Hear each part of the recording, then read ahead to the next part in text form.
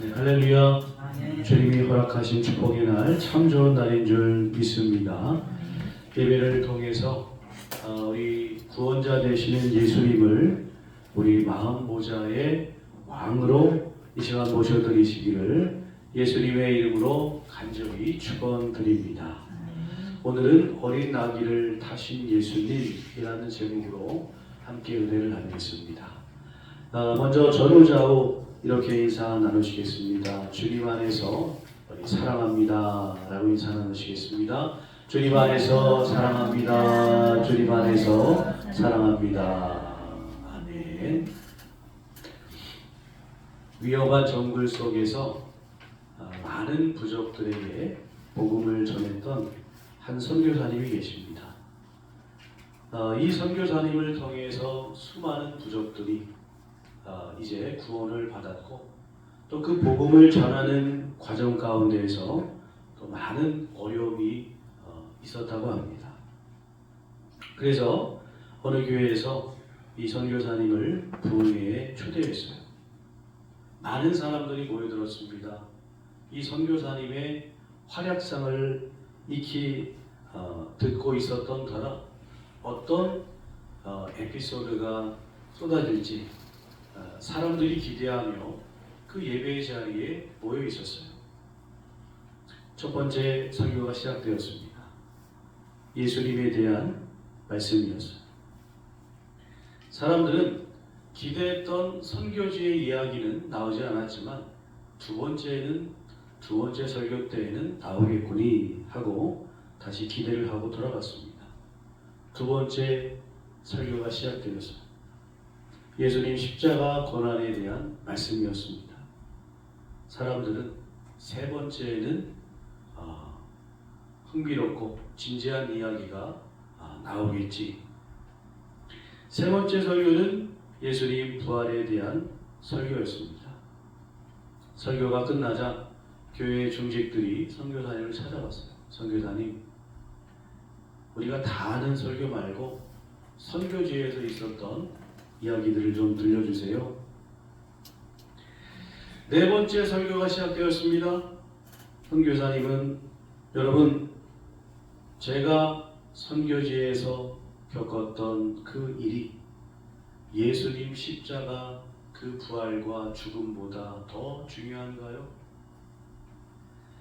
저의 간증은 한순간 사라지는 이야기에 불과하지만 하나님 말씀은 세세토록 영원토록 없어지지 않고 살아 역사하는 말씀입니다. 어떤 걸 더 듣고 싶으십니까? 라고 이야기했다고 합니다. 여러분, 오늘 우리는 예수님을 만나러 왔습니다. 어린 나귀를 타고 우리 마음속에 들어오시는 그 예수님, 어떤 기대를 갖고 우리가 주님을 맞이하고 있습니까? 호산나 호산나 왕으로 오시는 이요. 많은 이스라엘 백성들이 자신들을 해방시켜줄 왕으로 기대하며 예수님을 맞이했어요. 그러나 예수님은 그들의 기대대로 왕이 되지 않으셨어요. 놀라운 것은 사람들의 기대는 완전히 무너졌지만 하나님의 뜻은 완전히 성취된 줄로 믿습니다.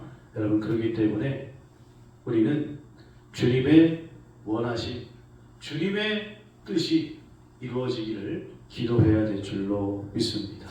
이 말씀을 잘 기억하시며 여러분, 믿음 생활 어떠한 이제 환경과 상황에서도 흔들리지 마시기를, 굳건한 반석이 되시기를 예수님의 이름으로 간절히 축원드립니다. 첫 번째는 어린 나귀를 타고 오신 예수님은요, 세상의 왕이 아니십니다. 본문 12절 말씀을 우리가 보게 되면 그 이튿날이라고 말씀이 시작합니다.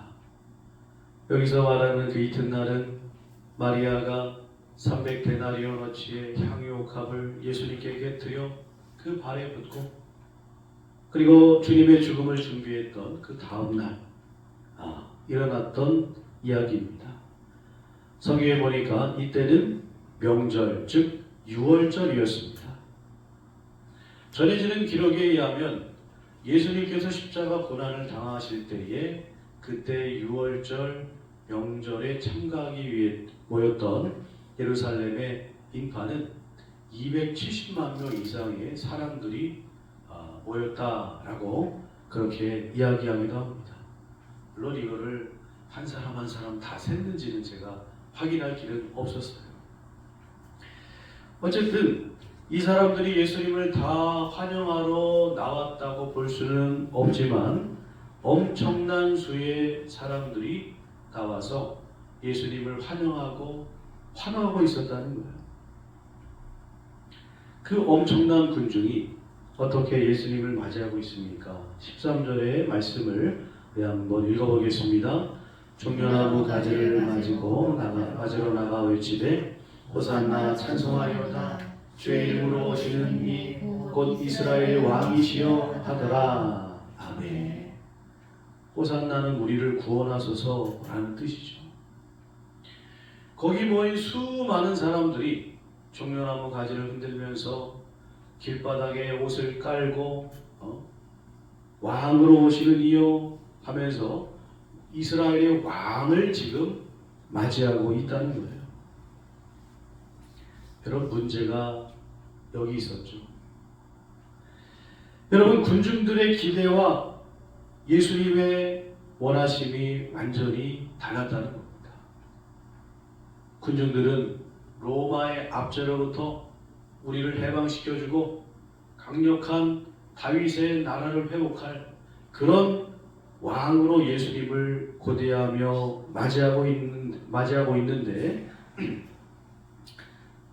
예수님은 그런 사람들의 기대 때문에 오신 것이 아니셨잖아요. 엉뚱한 기대를 하고 지금 예수님을 맞이하고 있는 겁니다. 말씀을 준비하면서 문득 제가 엉뚱한 기대를 했었던 그런 에피소드가 갑자기 문득 떠오르더라고요.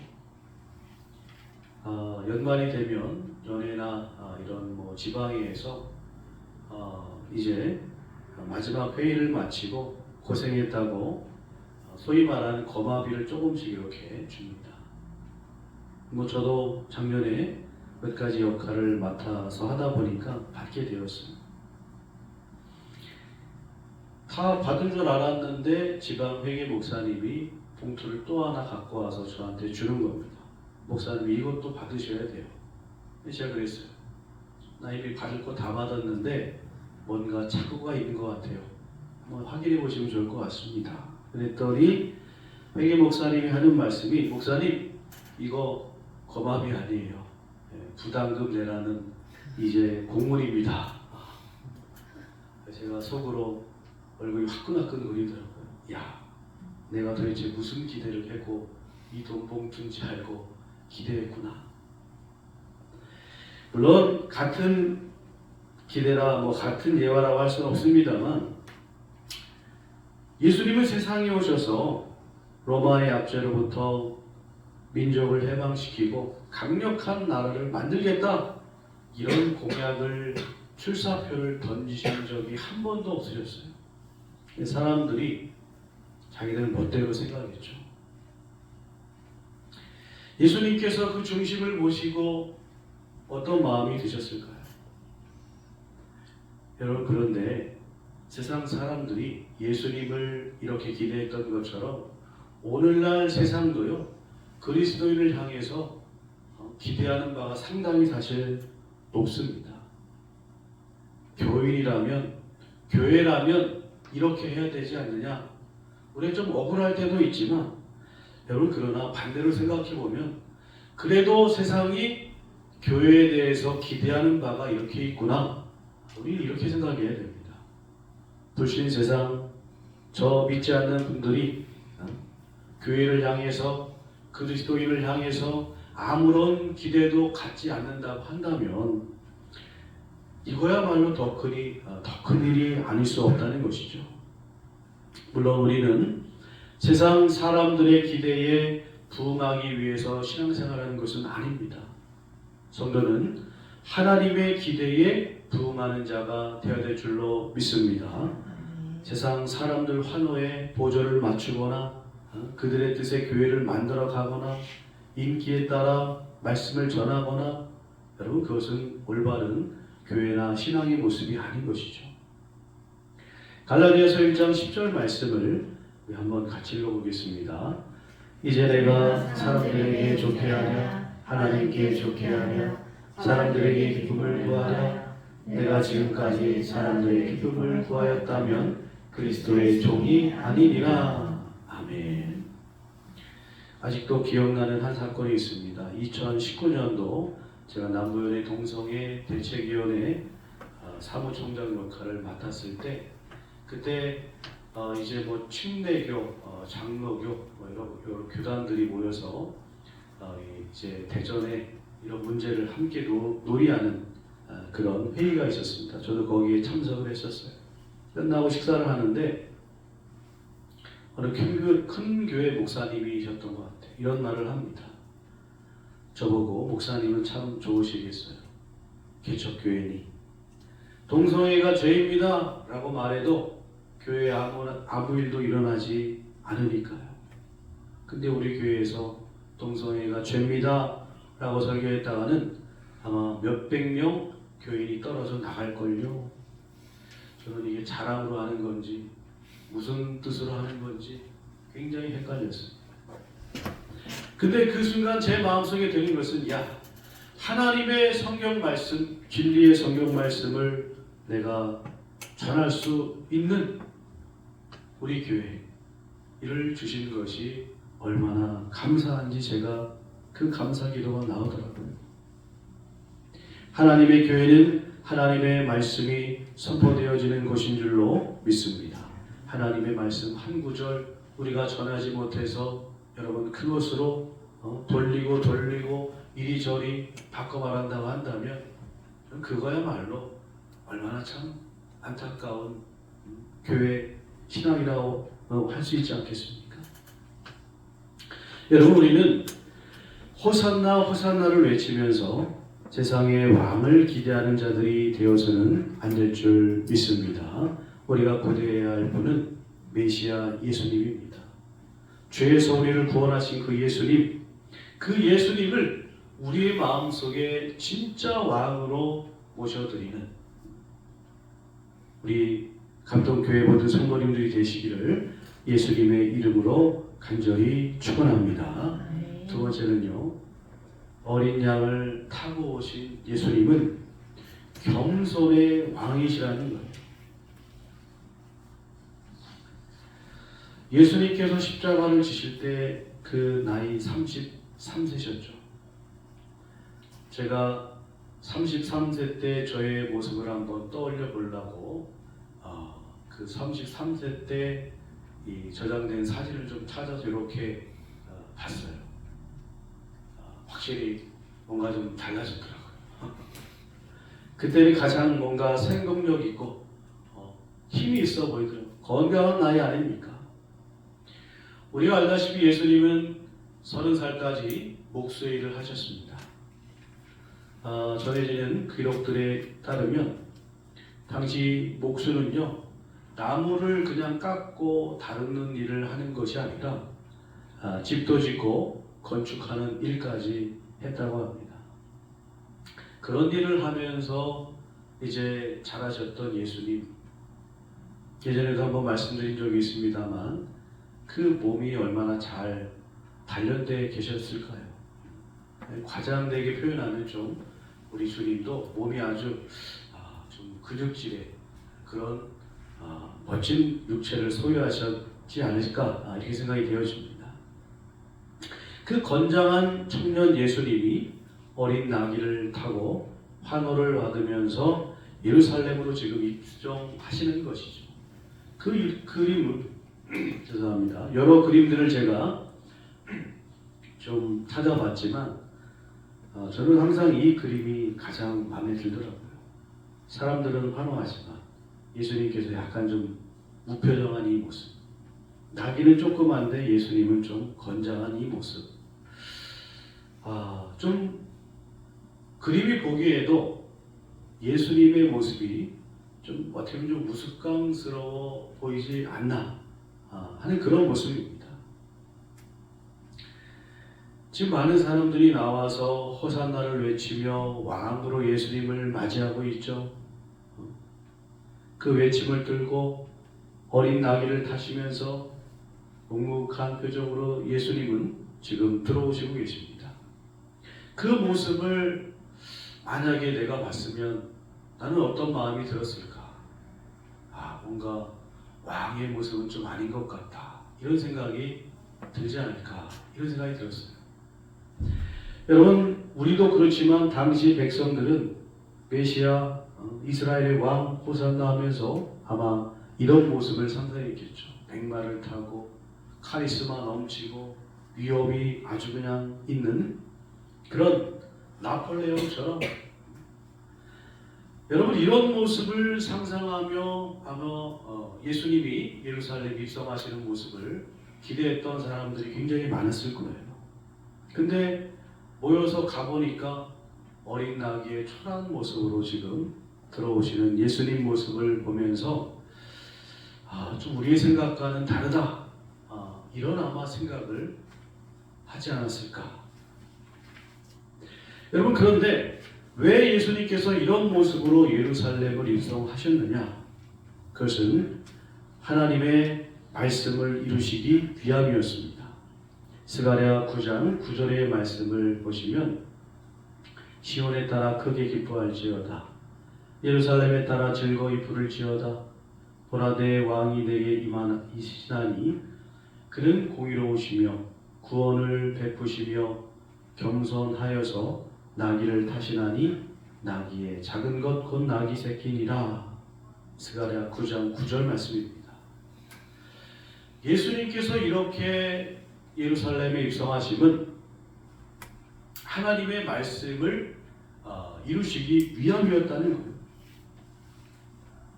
15절에도 그 내용이 나오지 않습니까? 여러분, 복음이 바로 그런 겁니다.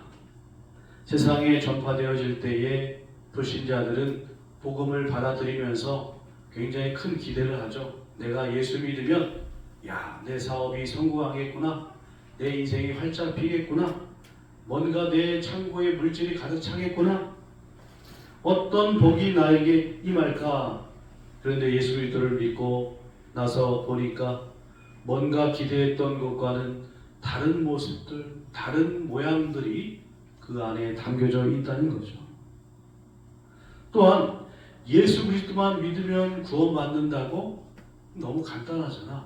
너무 싱겁잖아. 뭔가 특별한 게 필요하지 않겠어? 더 노력하고 더 헌신하고 더 착한 일 많아야 되고 물론 중요하죠. 여러분, 그러나 복음에서 가장 중요한 것은 예수 그리스도인 줄로 믿습니다. 예수님이 무엇을 타고 오시는지, 무슨 옷을 입으셨는지, 어떤 액세서리를 하셨는지, 여러분 이게 중요하지 않아요. 백마를 타셨던 어린 나귀를 타셨던 그게 중요하지 않습니다. 오직 예수님 한 분이 중요하신 줄 믿습니다. 사실 주님은 말씀 한마디면 하늘의 천군 천사가 다 와서 그 세상에 어떤 왕보다도 화려하게 예루살렘에 입성하실 수 있으셨어요. 그러나 그 능력이 있으심에도 불구하고 겸손한 모습으로 이 땅에 오셨다는 것이죠. 주님의 제자들조차도 이 예수님의 마음을 제대로 깨닫지 못했어요. 그래가지고 16절에 보니까 제자들은 처음에 이 일을 깨닫지 못하였다가 예수께서 영광을 얻으신 후에야 이것이 예수께 대하여 기록된 것임과 사람들이 예수께 이같이 한 것이니 생각났더라. 여러분, 우리도 마찬가지입니다. 우리도 예수님의 제자들입니다. 그런데 스승이신 주님의 마음을 제대로 깨닫지 못하고 사람들의 환호만 받으려고 하면 결국 우리도 제자들과 같이 성령 받기 전에 제자들과 같이 다 뿔뿔이 흩어지고 나 예수님 몰라요? 그냥 막 그렇게 될 수밖에 없다는 거예요. 물론 이해하는 것도 우리 스스로 힘이 되는 것이 아니죠. 책을 많이 읽고 연구한다고 해서 이해하는 것이 아닙니다. 오직 진리를 깨닫는 길은 성령의 역사하심을 통해서 깨닫는 것입니다. 그렇기 때문에 여러분 성령 충만하시기를 축원합니다. 단 몇 권의 신앙 서적 읽었다고 해서 내가 남들보다 더 많은 역사적 지식이 있다고 해서 여러분 그렇기 때문에 내가 믿음으로 앞서 있다라고 생각하는 것은 아주 지나친 착각입니다. 내가 오래도록 이 교회에서 이런 일을 했는데 내가 이 분야의 최고야. 여러분 그 헌신과 그 노력은 존중받아 마땅하지만 그러나 겸손이 빠진 교만으로 하는 헌신, 봉사, 섬김 여러분 주님이 보시고 뭐라고 하실까요? 주님이 보시고 이런 말씀을 하실 것 같습니다. 야, 나를 위해 열심히 살았다고 하는데 미안한데 내가 도무지 너를 모르겠단다. 여러분 우리 예수님께서는 겸손의 모습으로 예루살렘 이 땅에 오셨다는 것이죠. 주님께서는 하실 수 있음에도 불구하고 가장 낮은 모습으로 이 땅에 오셨습니다.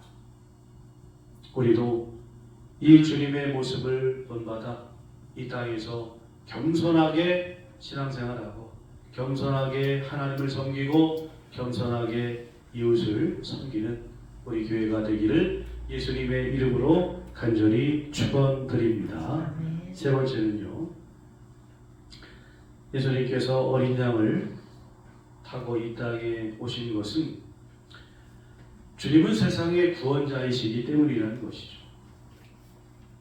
예수님을 열렬히 환영하는 이 수많은 군중 속에는 다양한 사람들이 모여 있었습니다. 본문 17절과 18절의 말씀을 보게 되면 거기 많은 사람들이 죽은 나사로를 예수님께서 살리셨다고 하는데 어떠한 그 표적을 듣고 그 자리에 모였다는 거예요. 그러니까 사람들은 예수님이 나사로도 죽음에서 살리셨다는데 야, 이번에는 어떤 일을 또 행하실까? 뭔가 좀 호기심이 생긴다. 궁금하다. 한번 우리 가보자. 여러분 이런 믿음으로 우리가 예수님을 맞이해서는 안 된다는 거예요. 예수님 오신다는데 야, 어떤 기적을 우리에게 베풀어 주실까? 어떤 놀라운 기적을 나에게 주실까? 궁금하다. 예수님 오세요. 이런 신앙이 되어서는 안 된다는 겁니다. 또 다른 이유를 가진 이들이 거기에 있었죠. 19절에 보면 바리새인들이 있었습니다. 그들은 서로 말하되 볼지어다 너희 하는 일이 다 쓸데없다. 보라 온 세상이 그를 따르는도다. 여러분 바리새인들이 거기에 모였던 이유는 뭡니까? 저 예수를 어떻게 하면 저거 무너뜨려야 되는데 찾아가야 되는데 죽여야 되는데 가봤더니 사람들이 막 엄청난 환호를 지금 하고 있는 것을 보고 나서는 에이 우리가 하는 거 다 부질없다. 이미 다 세상이 예수 편이야. 여러분 이 환호하고 기적을 바라고 예수님을 쉬게 했던 이 무리들이 며칠 뒤에 어떻게 바뀝니까? 요한복음 19장 15절 말씀 우리가 군중은 아니지만 한번 같이 읽어보겠습니다. 그들이 소리 지르되 없이 하소서 없이 하소서 그를 십자가에 못 박게 하소서. 빌라도가 이르되 내가 너희 왕을 십자가에 못 박으랴. 대제사장들이 대답하되 가이사 외에는 우리에게 왕이 없나이다 하니. 여러분 환호와 이 어떤 군중의 함성 소리가 저주와 분노로 바뀌어버렸다는 거예요. 여러분 이게 무엇을 의미하는 겁니까? 예수 그리스도의 십자가에 기초하지 않는 신앙, 그 중심에 예수님이 안 계신 신앙, 이렇게 아침 안개와 같이 너무나 쉽게 변질될 수 있다는 거예요. 이것을 지금 말씀해주고 있는 겁니다. 본문 19절의 말씀을 다시 보시면 바리새인들이 말하죠. 볼지어다 너희 하는 일이 쓸데없다. 여러분 근데 이 말씀을 읽으면서 제 마음속에 드는 생각은 그렇구나. 예수님이 오시면 다 부질없는 것이 되고 많은 것이구나. 예수님이 오시면 이 세상의 모든 일들이 다 부질없이 되어버린다는 거예요. 그래서 사도 바울이 자신의 모든 자랑거리들이 다 부질없는 것, 배설물처럼 여기게 되지 않았습니까? 물론 이들은 예수님을 시기하고 죽이려는 마음에 왔지만, 그러나 예수님 보고 나서 이 모든 것들이 다 부질없다.